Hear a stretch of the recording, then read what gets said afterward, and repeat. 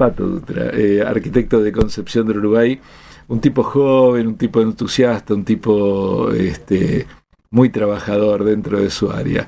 Y fue uno de los que, junto con su equipo, ha diagramado todo el esquema de la infraestructura de Termas Concepción. ¿Vamos a volver a hablar de las elecciones? Sí, vamos a volver a hablar de las elecciones. Vamos a hablar con un hombre que ya nos tiene acostumbrado a los análisis. Gustavo Cirota, ¿cómo te va, Gustavo? ¿Cómo estás? ¿Cómo te va, Belardo? Bien, bien. Pero no vamos a hablar de las elecciones del domingo. Primero, ¿puedo dejar un regalito para... Sí, claro, claro. Para Pedro. Ese regalo, ¿hay que abrirlo? Me parece que... más allá de la propaganda de la Yo te diría que lo biblioteca, abras porque me parece que es lo que lo voy a corresponde. dejar acá arriba, que lo abra él. Ah, está muy bien. Ahí está. Pero es un regalo para vamos a tomar para el director del canal. Yo no sé de tomar estas cosas, pero ahí está el director, así que hacemos favor, entrega en mano. Ahí está, muy bien. Para muy el querido bien. Pedro, que fue su cumpleaños. Colega y amigo. Fue su cumpleaños el lunes. Fue su cumpleaños el lunes, sí. Una manera de saludarlo. Pero te decía, no vamos a hablar de las elecciones del domingo porque da todavía lugar a muchísimas interpretaciones y análisis. Yo tengo el propio. Lo único que puedo decir es que, por un lado, no es el resultado que a mí me gustó, no es la fuerza que yo elegí, y también me pasa como a muchísimos que creemos que es significativo votar, porque si no vamos camino, lo hemos hablado alguna vez, una democracia de baja intensidad, pero también nos pasa, como en mi caso y a muchos, que más allá de que haya muchas opciones en cantidad, tal vez no encontramos las opciones electorales que nos gustaría y con las que nos sentiríamos más cómodos, y nos pasa, creo que a muchos de un lado y de otro de esta grieta ideológica, creo que es en muchos casos terminamos optando por lo que nos parece menos malo y no siempre lo más saludable. Si no, vos decís que no íbamos a hablar no, por eso te iba a decir, entonces ¿de qué vamos a hablar? Como yo hago historia mañana, jueves 30 de octubre, sí. Aparte de ser el cumpleaños del mejor futbolista que ha dado nuestra historia, que es Diego Armando Maradona, también se cumplen 42 años de que los argentinos y argentinas volvíamos a votar después de la larga y terrible noche de la dictadura, y que hoy ya nos parece lejano en el tiempo, nos parece una normalidad esto de tener que votar, pero que en aquel momento era algo que esperábamos. Yo no pude hacerlo, pero tenía 17 años entonces, pero que esperábamos con ansiedad. Y se cumplen 42 años de aquella elección del 30 de octubre de 1983, que consagró a Raúl Alfonsín como presidente, a Sergio Montiel como gobernador en Entre Ríos, y a Juan Carlos Lucio Godoy como intendente en la ciudad, con una particularidad: ganó por muy pocos votos, 14 votos nada más, pero perdió para el Consejo Deliberante la lista 3 en aquel momento de Unión Cívica Radical, que fue derrotada por la lista 2 del Partido Justicialista, que tuvo mayoría en el Consejo Deliberante con un intendente, Juan Carlos Lucio Godoy, de la Unión Cívica Radical. Y con un detalle más para Concepción, que tenía que ver con que tuvo uno de los muy poquitos concejales, en este caso casi el único, hubo 3 concejales en todo el país del Partido Comunista, que fue Juancho Carbonell, el recordado Juancho Carbonell, escribano él, que fue electo como concejal por la lista del Partido Comunista en Concepción del Uruguay. Fue uno de las, no más de una docena de concejales comunistas hubo en todo el país. 4. ¿4? Ah, bueno. Los tengo contados. Menos entonces de lo que yo suponía. No, y cuando uno mira el resultado de esas elecciones, mira, traje algunos datos curiosos y algunos datos que tienen que ver con el proceso electoral posterior. A ver. Por ejemplo, en la provincia de Entre Ríos votó el 83,7%. Ah, mira, en el 83 votó el 83%. Sí, pero en el país votó un poco más, votó el 85,6%. Ah, mira vos. Una elección muy importante y con mucha expectativa. Bueno, en la provincia, como curiosidades, hubo 8 partidos en aquel momento, algunos que ya forman parte del pasado. Ejemplo, el movimiento Línea Popular de Lucio Uranga, que fue candidato a gobernador, el Partido Intransigente, el Movimiento de Integración y Desarrollo, el MID, la Democracia Cristiana. El PI, recién el Pato Dutra lo nombraba Eduardo Gaviude, era hombre del PI. Ahí tenía el local, el PI, donde estuvo después la tienda de los Gaviude. Exactamente, sobre la calle Rocamora, todavía no era peatonal. El socialismo popular, ya desaparecido, que era mi partido en aquel momento. El Demócrata de Entre Ríos, que ya tampoco existe más. En el país también, en el país hubo 12. El MID, acordate del MID. Sí, lo nombré. Lo nombraste, perdón. Y de hecho, el PI y el MID, que tuvieron candidatos nacionales, el PI salió tercero en el país con el 2,39. Allende. Fueron los dos únicos electores porque era un sistema indirecto de elecciones. Claro, Alfonsín sacó el 51,75 y sacó 317 electores contra los del Partido Justicialista en aquel momento, Luder Vittel, que fueron 259 electores. El único que sacó electores, aparte, fue el PI, 2 electores. Después tuvo el MID. ¿Sabés cuál era el apellido del candidato a presidente del Movimiento de Integración y Desarrollo en 1983? Recordame. Frigerio Salonia. El tío de Rogelio. Mirá vos. Salonia, hombre de la educación. De la educación. Claro. Que después fue ministro con Menem. Claro. Manrique, de su partido federal que no existe. Manrique, el del PRODE. Exacto. Álvaro Alzogaray, por la UCD. El capitán ingeniero, el padre de Juli. El padre de María Julia. Bueno, hubo 12 partidos. Como curiosidad, iba a haber 13. El Partido por la Democracia Social, que iba a encabezar la lista el exalmirante y condenado por genocida Macera, no lo pudo hacer porque fue puesto preso por el juez Salvi en ese momento por el crimen del secuestro del empresario Fernando Branca. Por eso no fue candidato, sino podría haberlo sido. Como curiosidades, para no agobiar tanto con esto, un solo lugar en Entre Ríos no ganó el radicalismo o el peronismo. Un solo lugar. Urdenarrain. No me digas. La intransigencia popular en Urdi, con Pedro Altinier, que fue histórico bastión de este grupo que venía de la vieja Unión Cívica Radical Intransigente de Frondizi y Allende en los 60. Y ese partido se mantuvo en la intendencia durante... Hasta no hace mucho. Sí, durante décadas. Después tuvimos a Jorge Pedro Busti ganando Concordia. Pero no fue el único intendente de apellido Busti en aquel momento en Entre Ríos. ¿Quién más? Jorge Armando Busti fue electo en aquel momento intendente de Villaguay. Es decir, tuvimos dos. Otro Jorge Busti. Jorge Armando, el otro era Jorge Pedro. Dos Busti gobernando 2 localidades de Entre Ríos. Como curiosidad, antes de saltarte a otras curiosidades de nuestra historia política, mira, hay un intendente que fue electo en 1983 que todavía es intendente, ha sido electo más de una vez en distintos periodos. ¿Quién es? Daniel Rossi en La Paz. Mira vos.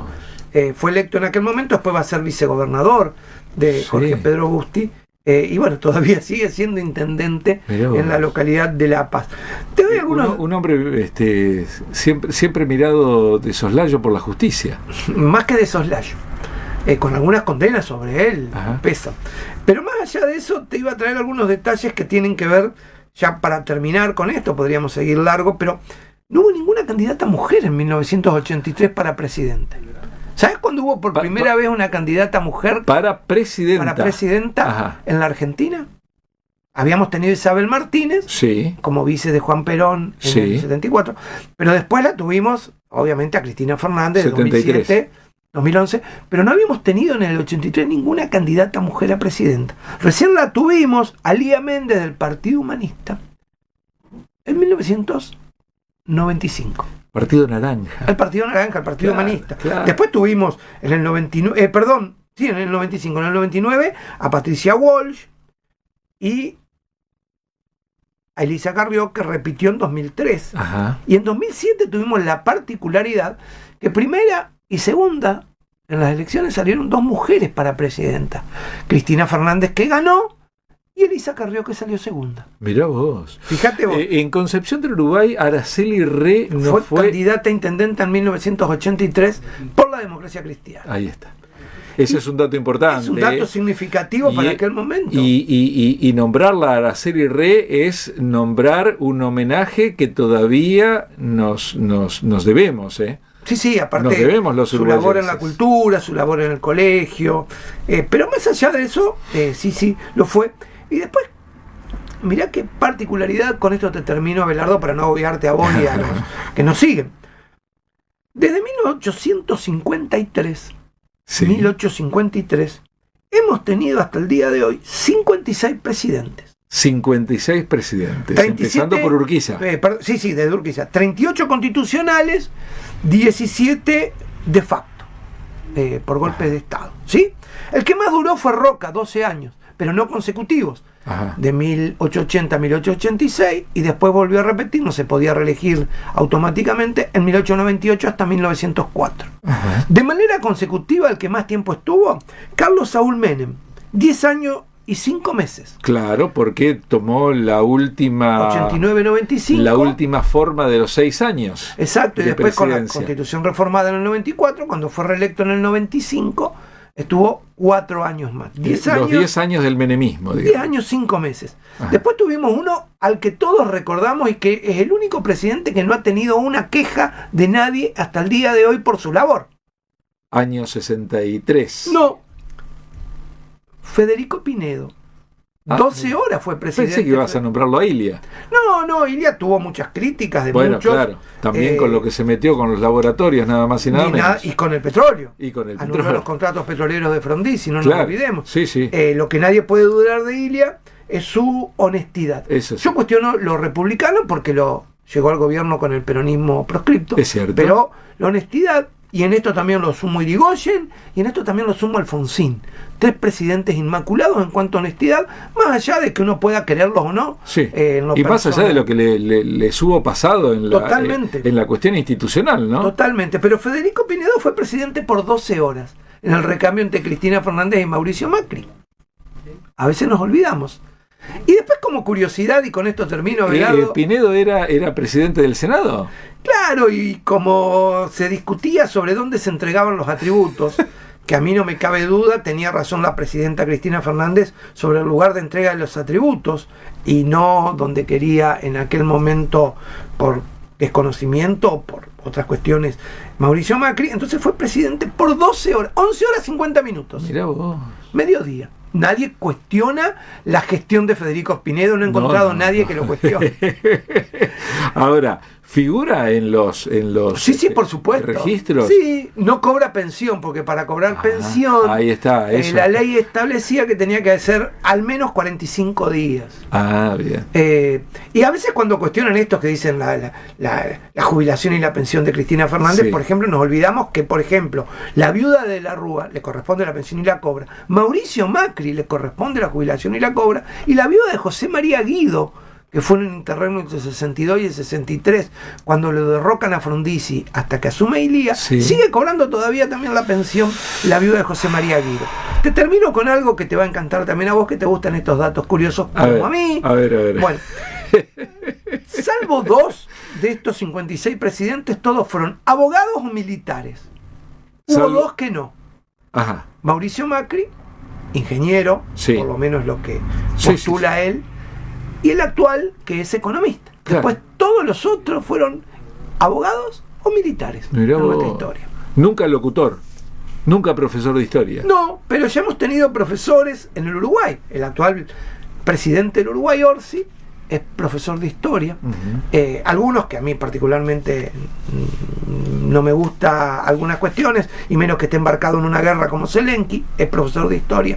Pero sí, Orsi es Pero es comediante también. Sí, igual, hace stand-up, Ajá. cosa que a mí me encanta, Ajá. y es profesor de historia. Orsi es profesor de historia, pero en la Argentina hemos tenido abogados, militares, un ingeniero y un economista. Tal vez el próximo, ¿por qué no un locutor? ¿Por qué Abelardo, puede ser vos, o ¿por qué no un profesor de historia? Nunca abandono mis intenciones de llegar a presidir este país. Pedro Parpagnoli me está diciendo, y el caso de Ilia no era... Era médico, Era tenés médico, razón, mirá, era no lo tenía médico. anotado. Y Mirá Isabel vos. Perón no tenía títulos, pero llegó por la muerte de Juan Perón. Claro. Iliera era médico, es verdad, mirá, se me pasó en todo esto que he estado mirando. Iliera era médico. Arturo Iliera era médico en Cruz del Eje, y ya que lo mencionás y hablábamos de su honestidad, él generalmente no cobraba a sus pacientes en el pueblo, ayudaba con los remedios, y la casa donde vivía fue comprada por los vecinos del Cruz del Eje por una suscripción popular, y cuando lo derrocan, él le dicen que le ponen un coche oficial para llevarlo a retirar sus cosas y irse a donde estaba su familia. Donde estaba su familia, para volver a su casa.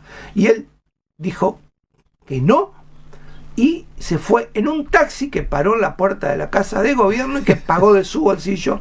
Ese era Arturo Illia, creo que un ejemplo en esas cosas, ¿no? Sí, un hombre que también usaba el transporte público. Sí, muy íntegro. No era el único. De hecho, Elpidio González, por ejemplo, vicepresidente con Hipólito Yrigoyen, no solo lo usaba, sino que era vendedor ambulante después que dejó de ser presidente en el transporte público.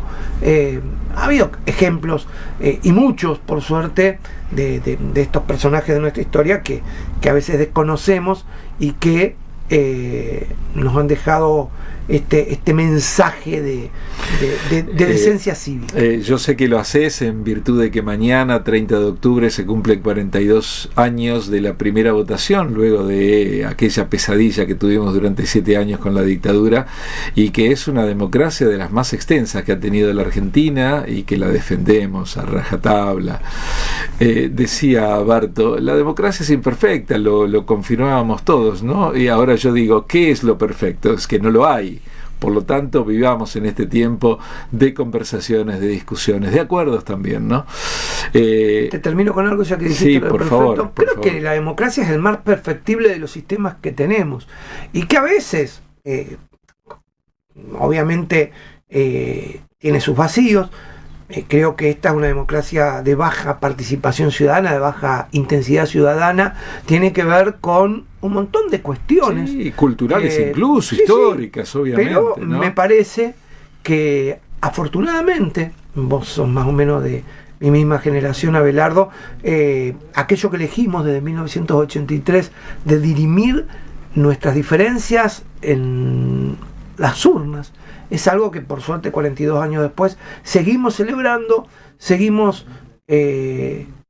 participando, en mi caso, con mucha alegría y con mucha responsabilidad en las distintas elecciones, y que la verdad celebro que, más allá de quien gane, quien pierda, que nos guste o no nos guste, podamos seguir dirimiendo de esta manera nuestras cuestiones y eligiendo la democracia, la tolerancia y la pluralidad como forma de vida. Gustavo, y como este es un noticiero que se puede ver en otros departamentos, vamos a integrarlos. Te propongo que en algún momento puedas trabajar sobre un listado de los gobernadores de estos últimos 40 años, de esta etapa democrática, para saber quiénes han sido, para recordárnoslo, porque obviamente los conocemos todos, pero para recordárnoslo. Muchísimas gracias por este trabajo.